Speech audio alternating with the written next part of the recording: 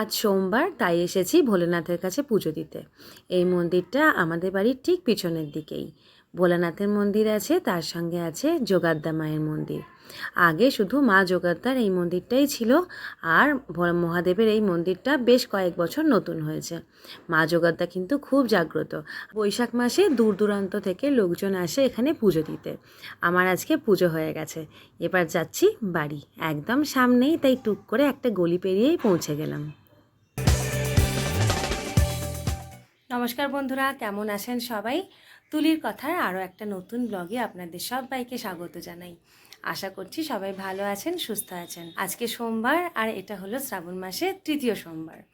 তো সকাল থেকে যা থাকে নিত্যনৈমিত্তিক কাজকর্ম, মানে অর্ণাকে একটুখানি পড়ানো, স্কুলে দিয়ে আসা, সেইগুলো করে তারপরে গেছিলাম ঠাকুরের কাছে পুজো দিতে। বাড়িতে এসে খেয়েছি একটুখানি শরবত, এখন আর কিছু খাবো না। আজকে আর কিছু খেতে ভালো লাগছে না। আজকে দুপুরবেলায় একেবারে খাবো একটুখানি ওটসের খিচুড়ি।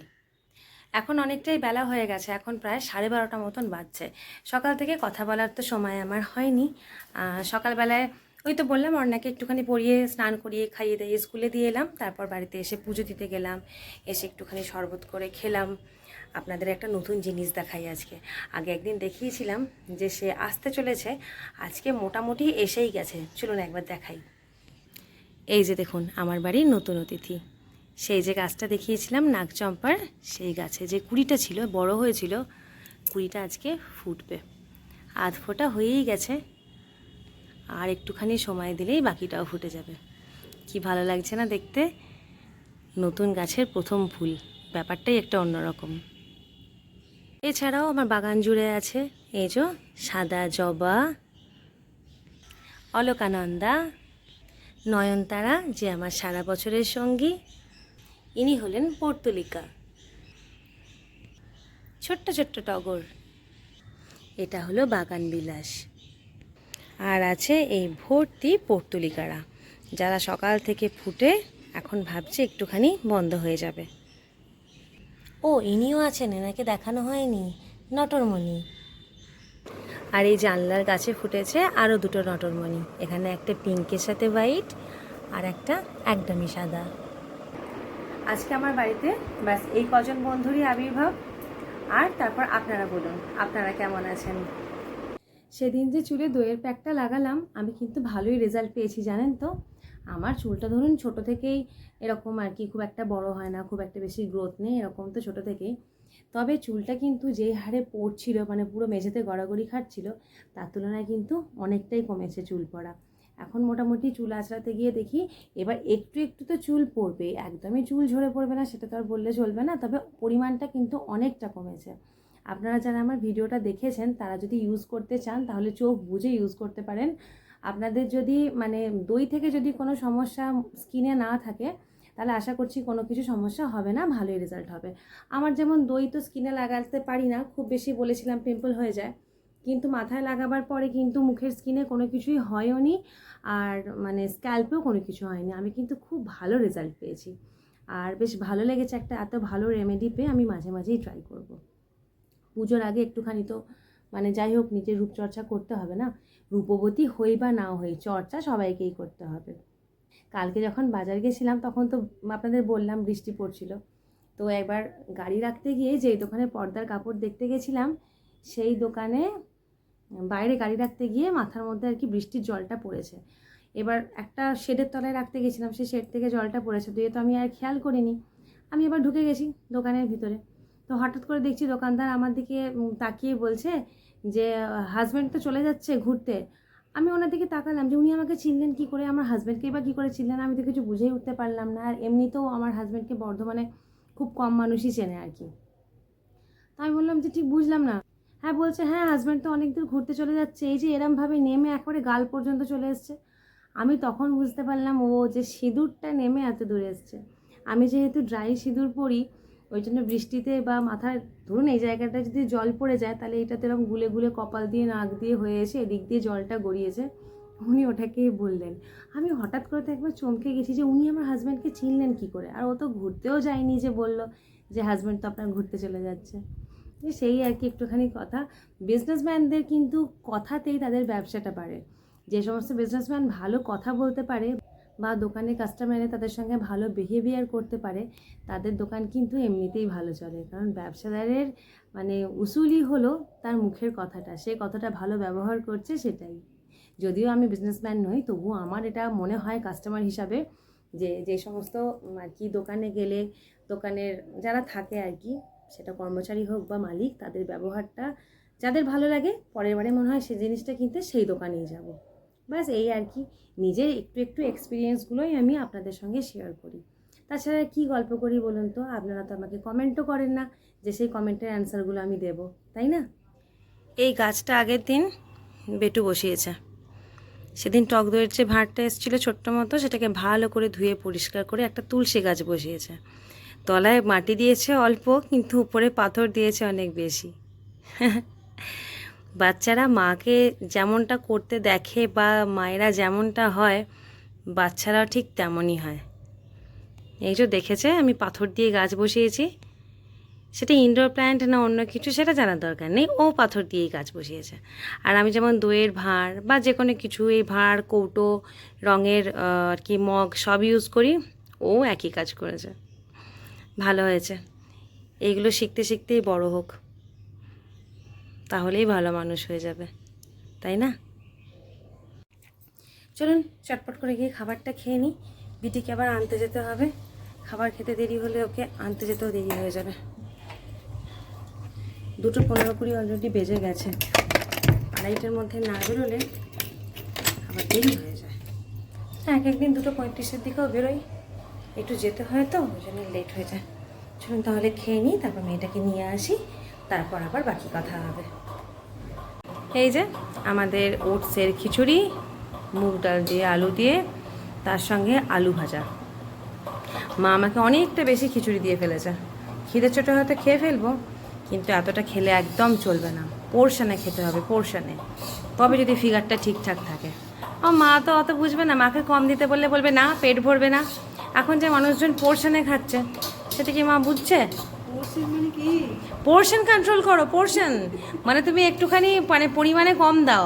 এই আমি আমার যেরকম বয়স সেই অনুযায়ী এরকম এই যে ছোট্ট ছোট্ট বাটিগুলো, কাঁচের বাটি এইটুকুটুকু যেগুলো, সেই বাটির 1 বাটি ভাত খেতে হবে, তবে পোর্শন কন্ট্রোল করে খাওয়া হবে, তবে আমার ফিগারটা একদম স্লিম অ্যান্ড ট্রিম থাকবে।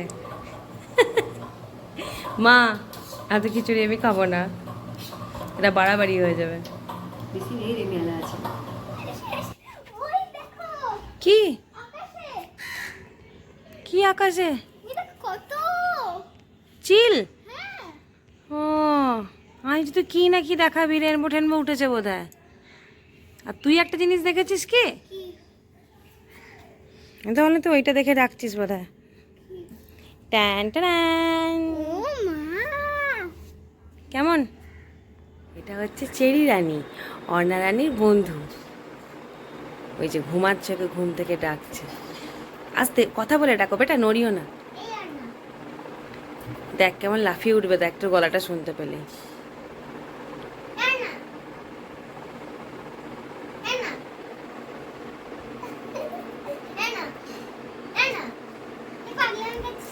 বাবা আবার মিটি মিটি হাসছে রে। ওই তো উঠে গেছে, এই তো উঠে গেছে, কখন থেকে চেরি ডাকছে অর্ণা অর্ণা অর্ণা, আর অর্ণা এখানে ঘুমাচ্ছে। আচ্ছা আচ্ছা দাঁড়ো, উঠছে উঠছে, দাঁড়ো দাঁড়ো। তুমি ঘুমাওনি দুপুরে চেরি? তুমি দুপুরে ঘুমাওনি কেন?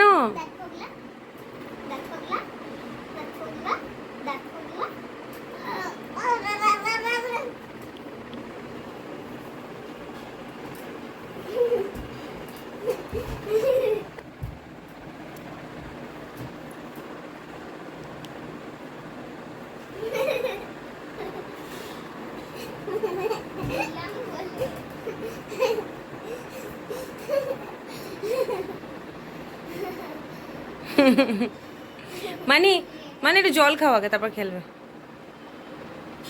মুখটা ধো, একটু জল খাও দিয়ে খেলবে।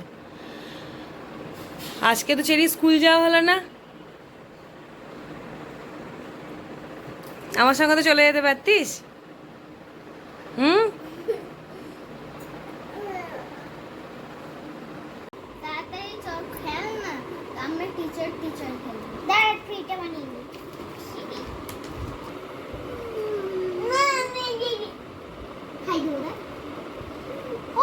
তুই ওই যে ওটা দেখলি, ওটা দিয়ে হবে? গরম জল দিয়ে শ্যাম্পু দিয়ে মনে হয় আমি যে দেখলাম দেখবো তাহলে।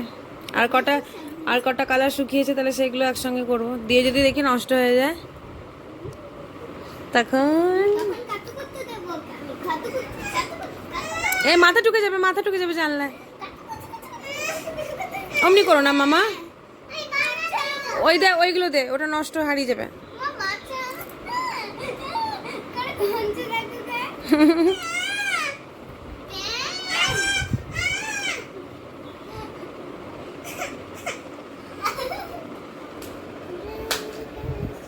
তুমি কি বানাবে?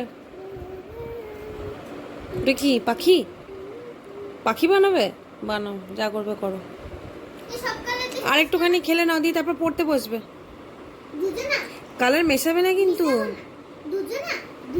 হুম আমরা দুজনে তাহলে পড়তে বসবো। হুম কি মজা! কিন্তু গরম মাসে করা যাবে না, পরের টাইমে পড়া। বলো হ্যাঁ, দেখেছিস একটা ডিম চেরি কত গুড গার্ল দেখেছিস? দেখো, একটা ডিম ফাটাবো আমি এখন। সবুজ ডিম। না, আমি একটু করি না তোর সঙ্গে ট্রি। দে, আমি ট্রি বানাচ্ছি। আমাকে একটু নিতে দে না। নে না, এখান থেকে তুই না, আমি ওই এখান থেকেই নেব। বড় গাছ, বড় বড় অনেক বড় গাছ। হাট, গাছে তো ঘুরছি।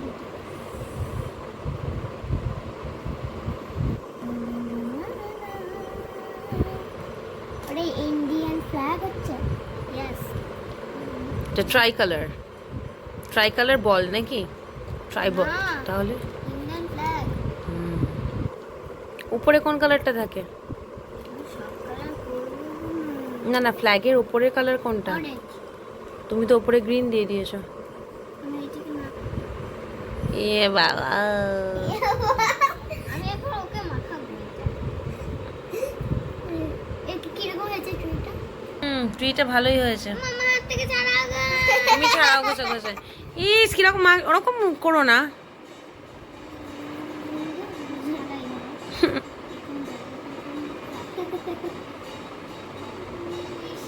বৃষ্টি ধীরে যাও, আকাশ থেকে ছুটি নাও, ছোট বাচ্চা খেলতে যায়, বৃষ্টি তুমি ছিঁড়ে দাও।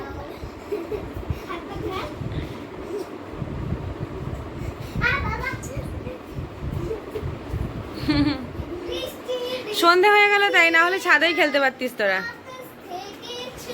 বাবারে বেটু ছিটকে চলে যাবে মনে হচ্ছে।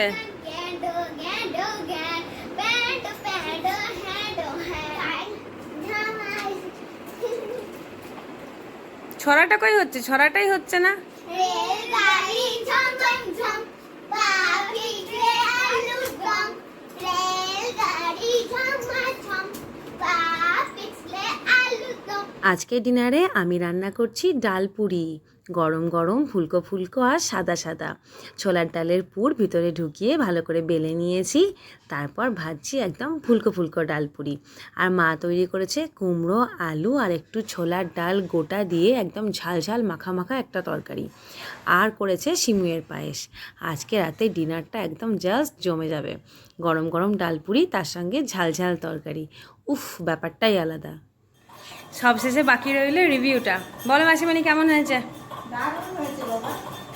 ডাল পুরিটা আমাকে বলো, তরকারিটা মাকে বলবে। ডাল পুরিটা এত সুন্দর, এত নরম, এত ভালো, কি বলবো তোকে। এই আমার প্রাণটা জুড়িয়ে গেল। এ ননি, ননি চাঁদ বদনি, কেমন হয়েছে মা? ভালো হয়েছে? তোমার ভালো লেগেছে? তুমি এটা কত নম্বর খাচ্ছ? মাত্র? তুমি যা ভালো হয়েছে বলে তোমার তো 6টা খাওয়া উচিত ছিল। না না, 3টেই খাও, বেশি খেতে নেই। কেন? বসে পড়েছি রাত্রেবেলার খাবার নিয়ে। গরম গরম ফুলকো ফুলকো ডাল পুরি, তার সঙ্গে তরকারি তো আপনাদের আগেই বললাম, ঝাল ঝাল কুমড়ো আলু ছোলার ডাল দিয়ে। একদম নরম হয়েছে দেখুন। এতক্ষণ বেটু আর মাসিমণি খাচ্ছিলো, এবার আমি আর মা খেতে বসেছি। একদম সফট হয়েছে, ঠিক যেমনটা চাইছিলাম, একদম সেরকম। হ্যালো এভরিওয়ান, সন্ধ্যা থেকে রান্নাবান্না করছিলাম বলে আপনাদের সঙ্গে দেখা সাক্ষাৎ আর হয়নি।